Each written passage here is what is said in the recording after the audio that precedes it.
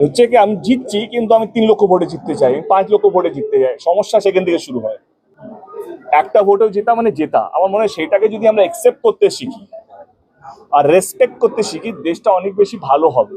আমার মনে হয় এই বার্তাটা আমি দিতে চাই।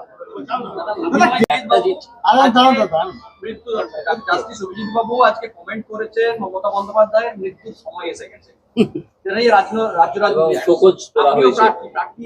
তো অনেকেই যায় না, অভিজিৎ দা আমার খুব কাছের মানুষ, কিন্তু হ্যাঁ আমরা আমার সত্যি আপত্তিজনক লেগেছে। আমার মনে হয় কি, যেহেতু উনি আর নর্মাল মানুষ নয়, একটা একটা ডিফারেন্স।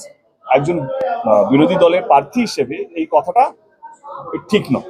আপনি একটা নর্মাল মানুষ হিসেবে বলতে পারতেন, সেটাকে নিয়ে কোনো পোস্টমর্টম হতো না। কিন্তু যেহেতু উনি বিরোধী দলের একজন প্রার্থী, একজন বিজেপি দলের প্রার্থী হিসেবে এই কথাটা ডেফিনেটলি একটা স্ক্যানারের মধ্যে পড়ে এবং উনি শোকজ হয়েছেন। আমার মনে হয় এটা শোকজ করার মতনই স্টেটমেন্ট ছিল এবং আমার শুভেচ্ছা ওনাকে, কারণ উনি একভাবে জীবনটা লিড করে এসেছেন, কিন্তু রাজনীতির জীবনটা একটু অন্যরকম। আমার মনে হয় it's everyday is going to be learning experience for him. I wish him all the best.